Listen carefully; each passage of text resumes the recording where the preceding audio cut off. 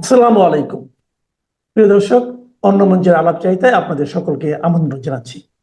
সুপ্রিয় দর্শক শ্রোতা মণ্ডলী, এই মুহূর্তে আপনারা আমাকে যে যেখান থেকে দেখছেন এবং পরবর্তী যে যেখান থেকে দেখবেন, আপনাদের সকলকে জানাই আমার প্রাণঢালা অভিনন্দন এবং শুভেচ্ছা।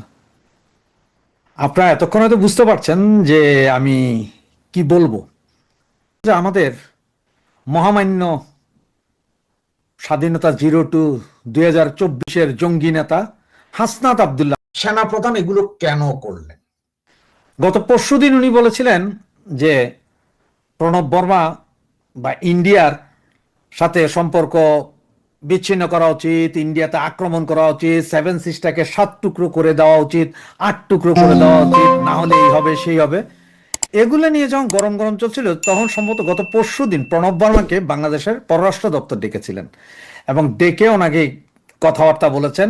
এরপরে যতটুকু জানলাম যে প্রণব বর্মা ইন্ডিয়াতে ওনাদের পররাষ্ট্র দপ্তরে চিঠি পাঠিয়েছেন যে এই দেশে ওনার পক্ষে আর কাজ করা সম্ভব নয়। সুতরাং এটা দুই দেশের কূটনীতিকদের ব্যাপার, তারা কি করবেন না করবেন সেটা যেহেতু তাদের ব্যাপার। আবার গতকালকে ছিল বন্ধের দিন, এই দিনে বাংলাদেশের অ্যাম্বাসেডরকে ইন্ডিয়ার পররাষ্ট্র দপ্তর ডেকে নিয়ে গিয়ে কি কি বলেছেন সেইটা নিয়ে আজকে আজকে আমাদের মহামান্য হাসনাত স্যার উনি বললেন যে প্রণব বর্মাকে লাথি মেরে বাংলাদেশ থেকে বের করে দেওয়া উচিত। তার কারণ কি ভাই? একজন কূটনীতিক, সে একটা দেশের অন্য একটা দেশের কূটনীতিক, তাকে এইভাবে শিষ্টাচার বহির্ভূতভাবে লাথি মেরে বের করে দাও, গুলি করে দাও। আবার আরেকজনে যে দাঁতলা একটা পোলা আছে না, কি জানি নাম, ওই যে উমামা ফাতেমার ভাই মনে হয়, ওইটা দুটোটাই দাঁতলা একই রকম। তো ওইটা আবার কইছে যে আগামীতে লং মার্চ যেটা হবে সেটা তো ওরা খন্তা কোদাল নিয়ে আসবে, ইন্ডিয়ান এম্বাসির একটা একটা ইট খুলে নিয়ে যাবে। তো অবস্থা দৃষ্টিতে যা মনে হয় যে ইরানে আমেরিকান এম্বাসি যেভাবে জ্বালাই দিছিল, আমার মানে সেদিকেই যাচ্ছে। এবং এটা পুরোটাই ইন্ধন দিচ্ছে সরকার। কারণ এই সব কথাবার্তা যারা বলতেছে তাদেরকে কি সরকার কি এখনো বাধা দিয়েছে বা কোনো কিছু বলেছে যে এইরকম শিষ্টাচার বহির্ভূত কথা বলা উচিত না বা আপনারা এভাবে বলবেন না, এটা সরকার বুঝবে? এগুলো তো কিছু বলে না। তাহলে কি প্রচ্ছন্নভাবে সরকারই করছে না? গতকালকের ভিডিওতে আপনাদের বলেছিলাম আমি যে ইন্ডিয়ান এম্বাসি বন্ধ হয়ে যাবে। তো অনেকে বলেছিলেন ভাই কবে বন্ধ হবে, কেমনে বন্ধ হবে? ভাই কবে বন্ধ হবে, কেমনে বন্ধ হবে সেইটা তো আর আমার হাতের উপর না, যে আর এটা বলাও যায় না যে কোন একটা দেশের এম্বাসি আজকেই বন্ধ হয়ে যাবে, কালকেই বন্ধ হয়ে যাবে যদি যুদ্ধ না লাগে। তবে সেটার একটা সিমটম তো সম্ভবত আজকে দেখতে পেয়েছেন, যে লং মার্চের অজুহাতেই হোক বা নিরাপত্তার ব্যাপারই হোক, যে কোনো ভাবে আজকের দিনের যাদের অ্যাপয়েন্টমেন্ট ছিল সব ক্যান্সেল করে দিয়েছে। মানে ভিসা প্রত্যাশী, ভিসা প্রাপ্তরা সব আজকে টোটাল ওদের অফিসগুলো বন্ধ। এবং ওরা বলছে পরবর্তী নির্দেশ না দেওয়া পর্যন্ত এই কার্যক্রম বন্ধ। কালকেও খুলতে পারে, পরশুও খুলতে পারে, বা 15 দিন পরেও খুলতে পারে। সেই অবস্থায় আজকে লং মার্চে যেভাবে ওই যে বাচ্চা বাচ্চা পোলাপাইন দেখছেন তো, হ্যাঁ, এটা 10-12 বছরের সব টুপি পরা মাদ্রাসার পোলাপাইন যেভাবে ব্যারিকেড ভেঙে লাফালাফি করছে, 6 স্তরের মধ্যে 5.5 স্তর ভাঙছে, হাফ স্তর ভাঙতে দেয়নি। মানে সরকারও চাচ্ছে যে তোমরা আসো আসো আসো, এই জায়গায় আমরা ব্লক করবো, এরপর তোমরা একটা মিটিং টিটিং করে আপাতত চলে যাবে। এইভাবে কইরা তোমরা শুক্রবার শুক্রবার হবে মেইন হিটিং পিরিয়ড, সেদিনের ভিতরে কিছু একটা ঘটবে। এদিকে আজকে যতটুকু ইনফরমেশন পেলাম যে ইন্ডিয়ান এম্বাসিতে চাকরি করে যারা, তাদের পরিবার যারা বাংলাদেশে আছে, বা বিভিন্ন আপনার ফ্যাক্টরিতে যে ইঞ্জিনিয়ার যারা ভিসা নিয়ে বাংলাদেশে কার্যক্রম করছে বা চাকরি করছে, এদের সকলের পরিবার কে কোথায় থাকে, কি করে না করে, সমস্ত লিস্ট নাকি হাসনাত আবদুল্লাহদের কাছে আছে। তার মানে হচ্ছে যে হিটিংয়ে আস্তে আস্তে তারা হিট হবে, তারা এটা বলা হচ্ছে, কিন্তু জানি না কি হবে। তবে ভাই সব সম্ভবের দেশ বাংলাদেশ, যে কোনো মুহূর্তে যে কোনো কিছু ঘটতে পারে। তো আমার এই ভিডিওটা আমার ভারতীয় যেসব ভাই বোন দেখেন তাদের কাছে আমি বলবো যে এই যে আমার দেশের মানুষ এখন যেভাবে আপনারা দেখছেন, যে যেভাবে আপনাদের ঘৃণা করছে, আপনাদের এম্বাসি খুইলা ফেলার কথা বলছে, লাথি মারার কথা বলছে, আপনার সরকারের কাছে দাবি জানানো উচিত যে আমাদের দেশে আপনাদের এম্বাসিটা আল্লাহর হস্তে বন্ধ করে দেন, কিছুদিন বন্ধ করে দেন। চাউল ডাল আমাদের কাছে বেচেন না, কি দরকার আছে এই 46 টাকা ধরে 50,000 মেট্রিক টন চাউল বেচার? বন্ধ করে দেন, বন্ধ করে দেন, কাঁটাতারের বেড়া লাগাই দেন, একদম প্রতি ইঞ্চি জায়গায় কোনো সবকিছু বন্ধ করে দেন, একটু দেখুক না। আমার দেশের লোকজনও দেখুক যে আপনারা ছাড়া আমরা চলতে পারি কিনা, আর আমাদেরকে ছাড়া আপনারা চলতে পারি কিনা, একটু দেখানোর দরকার। এবং এই কারণে আমার মনে হয় একটু নিরাপত্তার অজুহাতে হইলো আপনাদের এম্বাসি ফেম্বাসি এগুলো বন্ধ করে দিয়া একটু চুপ থাকলে তো মনে হয় যে কিছু একটা হবে। আমরাও বুঝবো, যারা আন্দোলন করতে তারাও বুঝবে, আপনারাও বুঝতে পারবেন আসলে কে কার পরিপূরক, কে কার কে দরকার। আর আওয়ামী লীগ নেতৃবৃন্দের কাছে আমার একটা অনুরোধ যে আমাদের লক্ষ লক্ষ ছেলে মেয়েরা এখন রাস্তাঘাটে পালায় রয়েছে, অমুক রয়েছে তমুক রয়েছে, এই অবস্থায় আছে। তা আওয়ামী লীগ একটা মানে গণ আত্মসমর্পণ কর্মসূচি দেওয়া উচিত, যে যার ভিতরে এক একজনের ভিতরে 17-18টা মামলা আছে, তো এই হিসাব করতে গেলে আমার মনে হয় লাখ পাঁচেক লোকের বিরুদ্ধে মামলা আছে। তারা সকলে গণ আত্মসমর্পণ কর্মসূচি দিলেই হয়, যে সবাই আত্মসমর্পণ করে যার যার মতো সবাই জেলে যাবে, পালাইয়া থেকে আর না খাওয়ার চেয়ে জেলে যাইয়া ডাইল রুটি খায়, কতদিন সরকারও খায় তারা, কতদিন আমরাও খাইতে পারি সেটাও দেখি। দুইটা গেলে হয়তো একদিন আমরা জেলখানা ভাঙ্গিয়েই বাইরে আসবো, লাখ লাখ পোলা পাই, সেদিন আরেক বিপ্লব হয়ে যাবে। এরকম একটা কর্মসূচি মনে হয় আমার দেওয়া উচিত।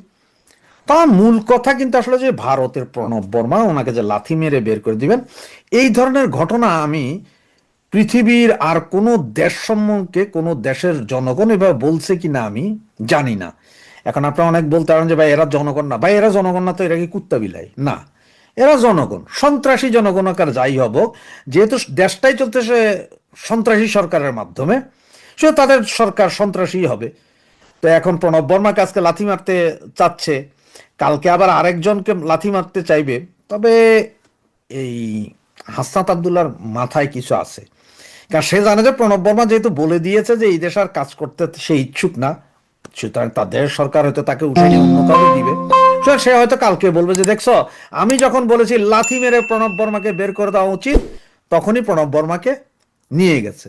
আর এই হাসনাত আবদুল্লাহর 2 দিন আগে হাসনাত আবদুল্লাহর হুমকিতে যেহেতু ইন্ডিয়ার মাথা একটু নড়ছে, ওনারা যেহেতু ইয়েকে নিয়ে গেছে, কাকে, বাংলাদেশের অ্যাম্বাসেডারকে নিয়ে যে কিছু বলছে, সেটার বিপরীতে আজকে আবার হাসনাত বলল যে ওরে ডাকছো, তার আগে এরে লাথি মেরে বের করে দেওয়া উচিত।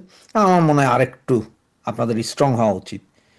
কাঁটাতারের বেড়া দিচ্ছেন, দেন, আরো দেন, আরো দেন, আরো দেন, পুরা বাংলাদেশের চতুর্দিকে কাঁটাতারের বেড়া দেন, সমস্যা নেই।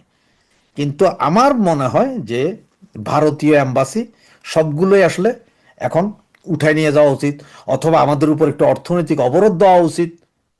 যদি ভারতের সেই ক্যাপাসিটি থাকে যে আমাদের উপরে একটা অর্থনৈতিক অবরোধ দিতে পারবেন, যদি ক্যাপাসিটি থাকে তাহলে দেন। যদি ভারতীয়রা আপনারা মনে করেন যে মানে বাংলাদেশের সাথে সম্পর্ক না থাকলে আপনারা মারা যাবেন না বা না খেতে পেরে মরবেন না, তেমন যদি মনে করেন তাহলে একটা অর্থনৈতিক অবরোধ দেন, কূটনীতিক সম্পর্ক ছিন্ন করেন, দেখেন না কি হয়। তো আমার মনে হয় না আপনারা পারবেন। তার কারণ হচ্ছে যে আমার সম্ভবত ঢাকা শহরে এখন 13টা পারমাণবিক অস্ত্র নাকি ওই নদী নালা খালে বিলে রেডি করে রাখছে, পাকিস্তানিরা এনে দিয়েছে, এবং কয়েক হাজার জ্যামার নাকি সারা বাংলাদেশে লাগাই দিয়েছে পাকিস্তানিরা। সেটার বলে এখন আমরা বলিয়ান, আমরা 7 সিস্টার ভাঙছি। ওইদিকে আবার আপনাদের সাবেক বিচ্ছিন্নতাবাদী নেতা, কি জানি নাম, ভারতের বিচ্ছিন্নতাবাদী নেতা, যাকে একসময় বাংলাদেশ সরকার ধরে ভারতের হাতে তুলে দিয়েছিলেন, তিনি ভারতে গিয়ে স্বাভাবিক জীবনে ফিরে এসেছিলেন, সেই ভদ্রলোক এখন আবার ঢাকা শহরে ঘুরছেন। আজকে 1 মাস ধরে বিশেষ প্রটোকলে তিনি বিভিন্ন জায়গায় ঘুরছেন। এগুলো কিন্তু এখন কথা চাউর হচ্ছে, চলছে। সুতরাং কি হবে সেটা ভবিষ্যৎ জানে। তবে ভারতীয় সরকারও কি সিদ্ধান্ত নেয় সেটাও দেখার বিষয়। আর আমাদের হাসনাত আবদুল্লাহ তারা যেহেতু আজকের কর্মসূচি ওনাদের হিসাবে মোটামুটি সফল, এবং আমার হিসাবেও মোটামুটি সফল, খারাপও করে নাই এরা। এরা তো 5.5 স্তরের নিরাপত্তা তো ভেঙে দিছে। আর হাফ স্তরের নিরাপত্তা সম্ভবত তারা আজকেই করতে চায় না এইসব, কারণ লাথি মারবে, কোপাইবে, কিছু মারবে, এরপরে যায় হয়তো ইরানের মতন ভারতীয় দূতাবাস মুতাবাস যা আছে সবগুলোতে আগুনও লাগাই দিতে পারে। কি করবে সেটা হচ্ছে যে তাদের বিষয়। সুতরাং আপনারা এতক্ষণ হয়তো হাসনাত আবদুল্লাহ সেই ভিডিওটা সকলেই দেখেছেন, যেখানে বলছেন উনি লাথি মেরে ভেঙে দিবেন। তো দেখেন কি হয়, আপনারাই ভালো বুঝেন, ভারতীয় যারা আছেন তারা ভালো বুঝেন, বাংলাদেশি যারা আছেন তারা ভালো বুঝেন। চলুক এভাবে, আমরা দেখতে থাকি। হাদির মৃত্যু কিন্তু বাংলাদেশেই হয়েছে। হাদির যে অঙ্গ প্রত্যঙ্গগুলি জীবিত ছিল সেগুলিকে কৃত্রিম উপায়ে জীবিত রাখা হয়েছিল। ভেন্টিলেশনের মাধ্যমে রাখা হয়েছিল। হাদির মাথার যে খুলি সেটি বের করে রাখা হয়েছিল কৃত্রিম উপায়ে, সেগুলিকে প্রিজার্ভ করে রাখা হয়েছিল। হাদির যে ব্রেইন, এটি বারবার ফুলে যাচ্ছিল। ফুলে রক্তক্ষরণ হয় কি না, রক্তক্ষরণ হয়ে গেলে তো সেখানে আর ব্রেইনও যদি ড্যামেজ হয়ে যেত বা ডেড হয়ে যেত, তাহলে পুরো শরীরে কিন্তু ডেড বডি হয়ে যেত তখন ঘোষণা দিত। শুধুমাত্র কৃত্রিম উপায়ে বাঁচিয়ে এভারকেয়ার হসপিটাল থেকে তাকে বিদেশে নিয়ে এই মৃত্যুর খবরটি জানানোর জন্য আসলে বিদেশে নেওয়া হয়েছে বলে আমি যতটুকু বুঝতে পারি। এভাবে গুলি করা হয়েছে, এভাবে কোনো মানুষ বাঁচতে পারার কোনো সুযোগ নেই। হাদির মাথার এদিক থেকে গুলি ঢুকে ওদিক থেকে বের হয়েছে। এই অবস্থাতে মগজকে ছিন্ন বিচ্ছিন্ন করে দিয়ে গেছে। হাদির যে ডাক্তাররা ছিল তাদের সাথে আমি খুব ক্লোজলি কথা বলার চেষ্টা বলেছি।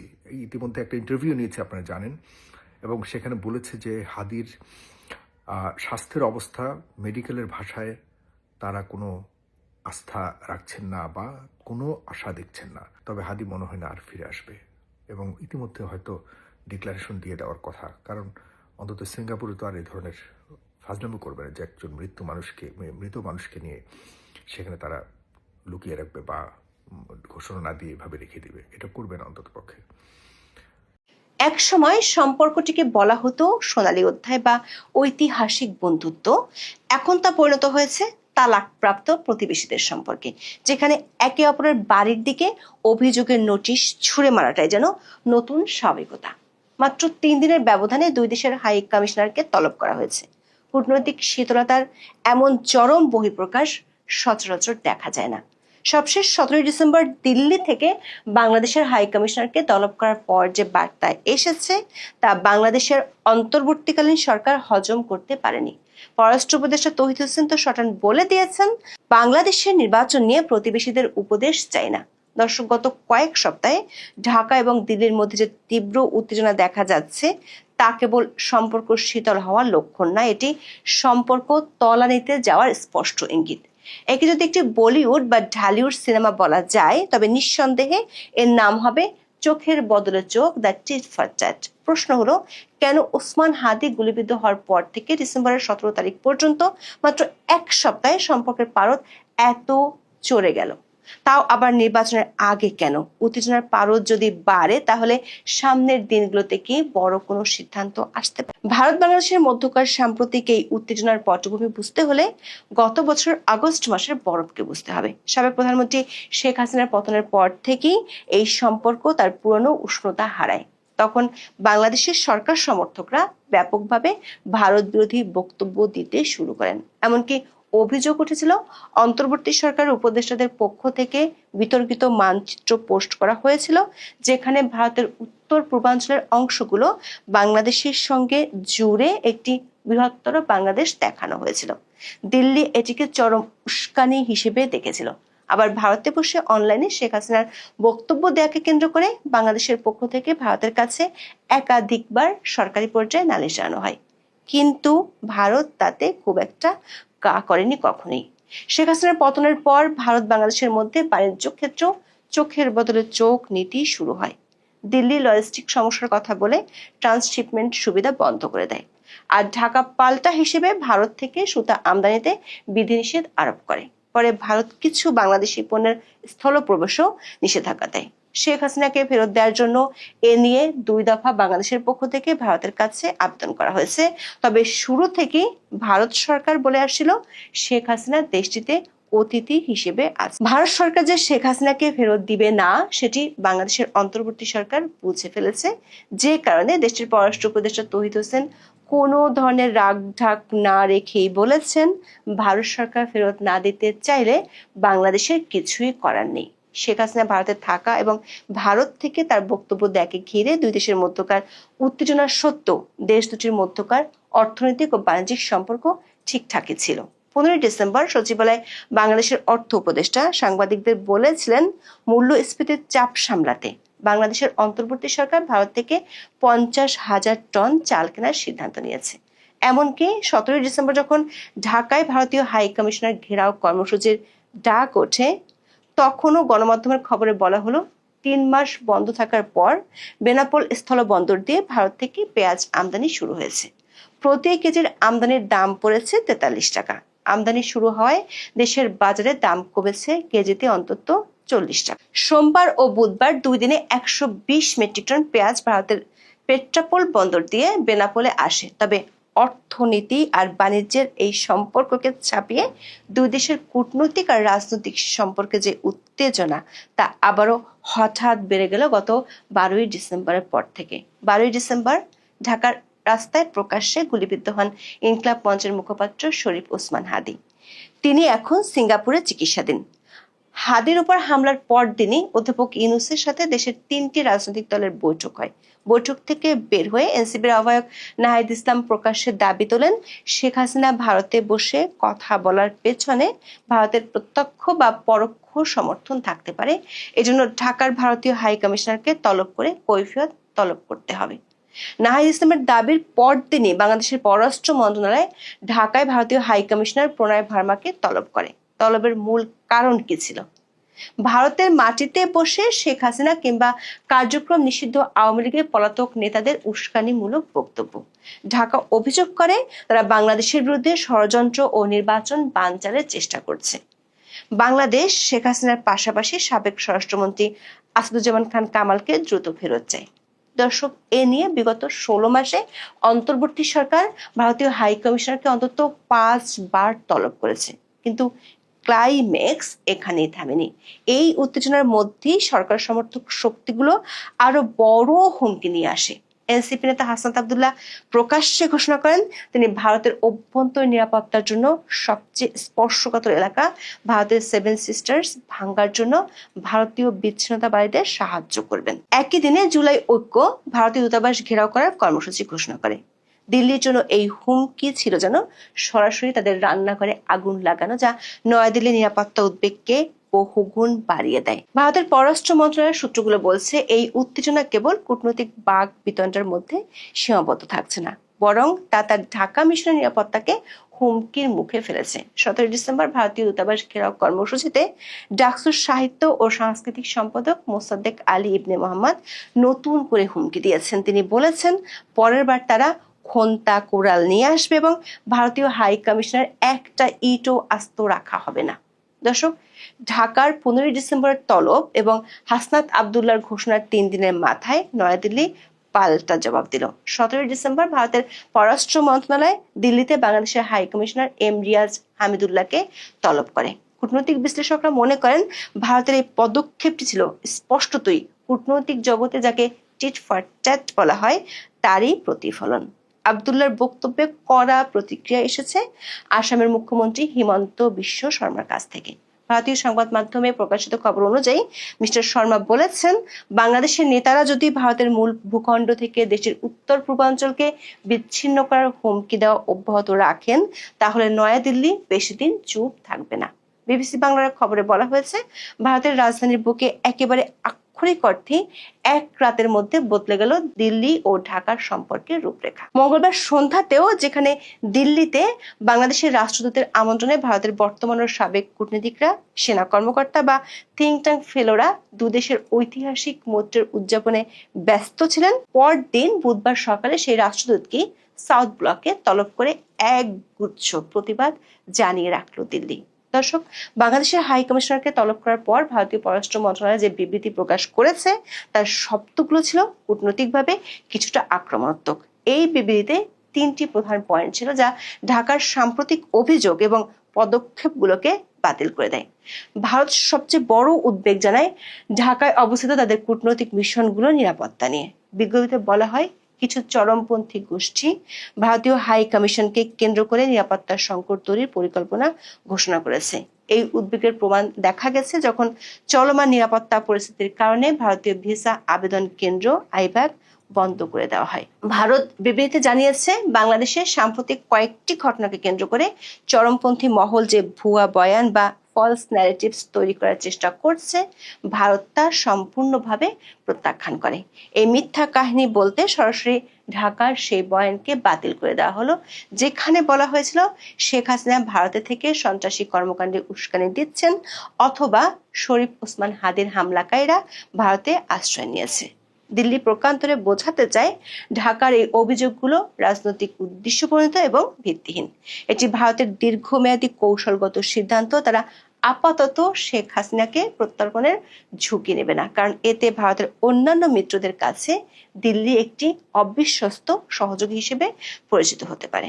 ভারতীয় পররাষ্ট্র মন্ত্রণালয় বরং উল্টো অভিযোগ করেছে, বাংলাদেশের অন্তর্বর্তী সরকার এখনো সম্পূর্ণ তদন্ত চালায়নি এবং ভারতকে প্রাসঙ্গিক প্রমাণ শেয়ার করেনি।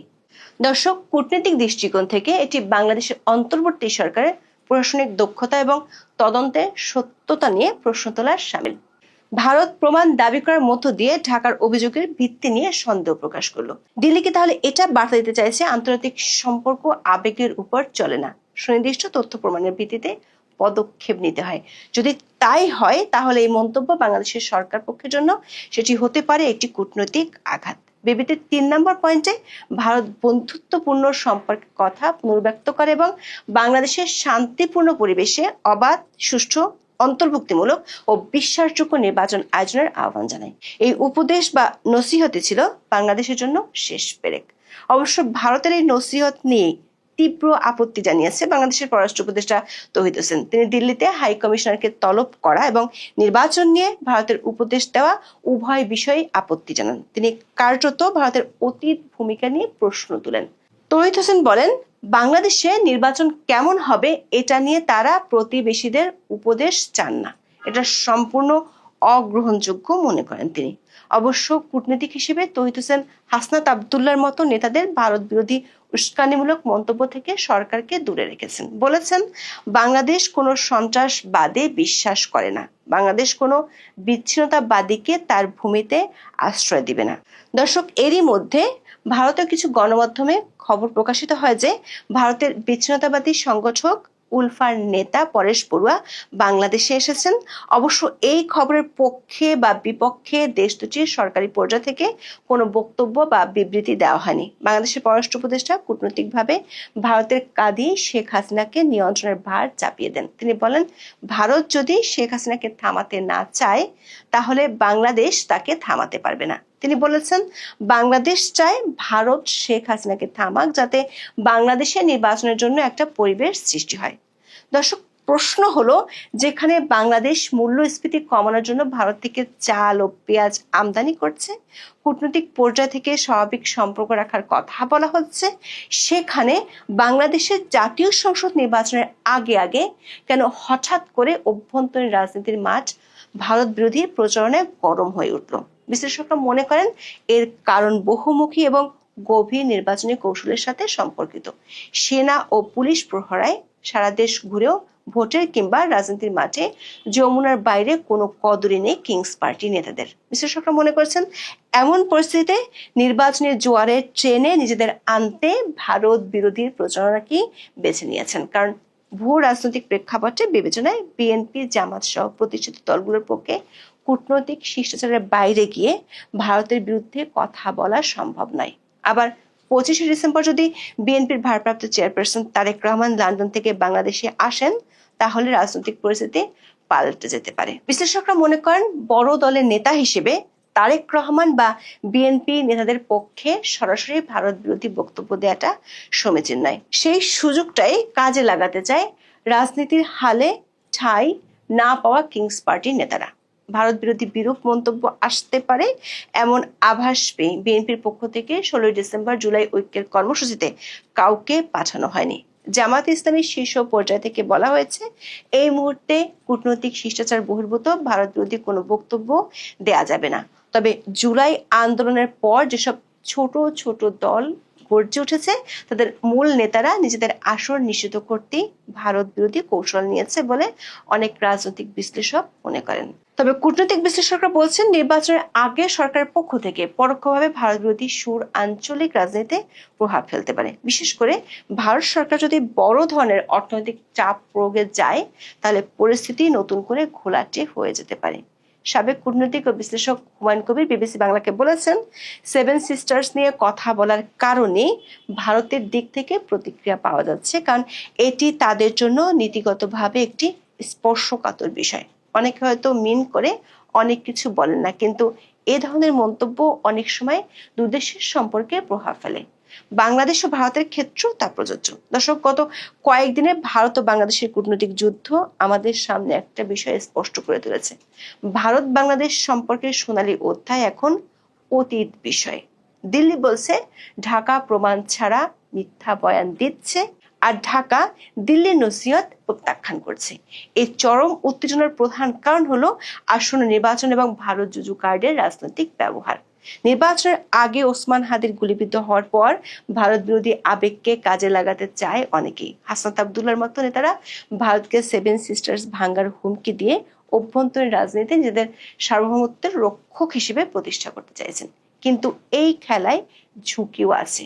প্রতিবেশী রাষ্ট্রের সঙ্গে নির্বাচনের ঠিক আগে এমন চরম খারাপ সম্পর্ক তৈরি হলে তা নির্বাচনের পরের অর্থনৈতিক স্থিতিশীলতা এবং আঞ্চলিক নিরাপত্তার সহযোগিতাকে ঝুঁকিতে ফেলতে পারে। ভারত যদি বাণিজ্যকে চাপ প্রয়োগের হাতিয়ার হিসেবে ব্যবহার করে, তবে বাংলাদেশের অর্থনীতিতে স্বল্পমেয়াদে সংকট আসতে পারে। তবে যা দেখা যাচ্ছে তাতে বোঝা যাচ্ছে এই কূটনৈতিক মঞ্চের নাটকীয়তা হয়তো নির্বাচনের আগ পর্যন্ত থামবে না। আপাতত যেন তারা একে অপরের দিকে চোখ রাঙিয়ে দাঁড়িয়ে আছে, আর মাঝখানে সাধারণ মানুষ ভাবছে এই ইগো লড়াইয়ে শেষ পর্যন্ত লাভটা কার হবে। আসসালামু আলাইকুম দর্শক, ওসমান হাদি এই সময়ে রাজনীতির তার মাত্রা রাজনৈতিক ব্যক্তিত্ব হিসেবে দেশে উচ্চতর জায়গায়, একদম সর্বোচ্চতর জায়গায় যাই হোক না হোক, বা তার রাজনৈতিক দর্শন যাই থাকুক না থাকুক, যেই অন্যায় অবিচার ভয়ঙ্কর ঘটনাটি ঘটেছে সেই ঘটনার প্রেক্ষিতে প্রতিটা মানুষ সবসময় চাচ্ছে এরকম তরতাজা একটা যুবক, এবং মানুষ হিসেবে মানুষের মানবিকতা, মনুষ্যত্ব, ধর্ম, সমাজ সব দিক থেকে তার তার এই আশঙ্কাজনক অবস্থা থেকে তার ফিরে আসা, এই প্রত্যাশা সবারই। এবং আমরা একটা আলোচনায় আপনাদেরকে বলেছি যে এখন পর্যন্ত মিরাকেল, প্রকৃতি, উপরওয়ালা, সৃষ্টিকর্তা, আল্লাহ, ভগবান যাই বলেন, সেই যে যার বিশ্বাসে বলেন, তার এক অলৌকিকতা না থাকলে এইরকম সিচুয়েশন একটা মানুষ এখনো চিকিৎসা নিতে পারছেন, সেটা একটা অলৌকিকতা। তার চেয়ে আরো বড় অলৌকিকতা কিছু ঘটুক, একটা তরুণ যুবক তার শেষ নিঃশ্বাসটুকু চলে না যাক, সেই প্রত্যাশা জাতি যখন সবার, তখন এই দুঃসংবাদটি আপনাদের সামনে জানানোর জন্য বসা। হঠাৎ করেই খবরটা নিশ্চয়ই দুঃসংবাদ, কারণ একটা দায়িত্বশীল জায়গা থেকে খবরটা জানানো হয়েছে। প্রধান উপদেষ্টা ডক্টর মোহাম্মদ ইউনূসের প্রেস সচিব শফিকুল আলম সাহেব, তিনি তার একটি পোস্টে হাদির সর্বশেষ অবস্থা জানাতে গিয়ে বলছেন, শরীফ ওসমান হাদির অবস্থা অত্যন্ত সংকটাপন্ন। তিনি 17 ডিসেম্বর 2025 লিখছেন তার ফেসবুকে, ভেরিফাইড ফেসবুক পোস্টে তিনি বলছেন, সিঙ্গাপুরের পররাষ্ট্রমন্ত্রী ডক্টর ভিভিয়ান বালাকৃষ্ণান আজ দেশটিতে চিকিৎসাধীন জুলাই গণ অভ্যুত্থানের সম্মুখভাগের অকুতোভয় যোদ্ধা ও ইনকিলাব মঞ্চের মুখপাত্র শরীফ ওসমান হাদিকে দেখতে গিয়েছিলেন। রাত 9:40 ডক্টর ভিভিয়ান বালাকৃষ্ণান প্রধান উপদেষ্টা প্রফেসর মোহাম্মদ ইউনূসকে ফোন করেন এবং হাদির চিকিৎসা কার্যক্রম সম্পর্কে তাকে অবহিত করেন। তিনি জানান হাদির অবস্থা অত্যন্ত সংকটাপন্ন। প্রধান উপদেষ্টা দেশবাসীকে শান্ত থাকার আহ্বান জানিয়ে হাদির জন্য দোয়া ও প্রার্থনা করার অনুরোধ করেছেন। অবস্থা সংকটাপন্ন, এটাই হচ্ছে মূল মেসেজ। এর মধ্যে এটাও শুনেছি যে সিঙ্গাপুরের ট্রিটমেন্টও অনেকটা ফেল করার মতো, তাকে যুক্তরাজ্যে নেওয়া হতে পারে, এরকম কথাও সোশ্যাল মিডিয়ায় আমি দেখেছি। যাক, সেটা গুরুত্বপূর্ণ না। শফিকুল আলম সাহেবের ফেসবুক পোস্টের একটু ক্যারেক্টার আছে, সেই ক্যারেক্টারে ম্যাক্সিমাম পোস্টেই দেখা যায় যে হা হা হি হি রিয়েক্টটা বেশি থাকে, কটাক্ষ করা কমেন্ট থাকে, এবং কমেন্টের বেশিরভাগই তার পোস্টের বক্তব্যের সঙ্গে মিলে নাই এই জাতীয়। কিন্তু এখনো আমার সামনে যে 5-7টা পোস্ট আছে, সেই পোস্টে প্রত্যেকটাতেই মানুষের ফরিয়াদ, দোয়া এবং আকুতি যে এই শরীফুল ইসলাম হাদির ওসমান হাদির তার একজন লিখছেন যে, হে পরওয়ারদিগার, তোমার কাছে করজোর মিনতি করি, ওসমান হাদিকে তোমার খাস রহমত দিয়ে আচ্ছাদিত করো, তাকে আবার সুস্থ অবস্থায় আমাদের লক্ষ কোটি জনতার ময়দানে তাকে ফিরিয়ে দাও। মহান আল্লাহর কাছে এটুকুই চাওয়া, হাদি ভাই ফিরে আসুক। ওনার জন্য লক্ষ কোটি মানুষ দোয়া করছে, হাদির ফিরে আসা খুবই দরকার আছে। আল্লাহ আপনি সর্বোত্তম পরিকল্পনাকারী। মহান আল্লাহ শরীফ ওসমান হাদির নেক হায়াত বাড়িয়ে দিক। ওসমান হাদি হয়তো আর ফিরে আসবে না, তবে আমরা চাই খুনি ফয়সাল দ্রুত গ্রেফতার হোক। নুরুন নবী তার কমেন্ট, আমি কয়েকটা কমেন্ট দেখছিলাম। দেখেন, ওসমান হাদির রাজনৈতিক দর্শন, তার কর্ম, তার সেগুলোর দুভাগে বিভক্ত।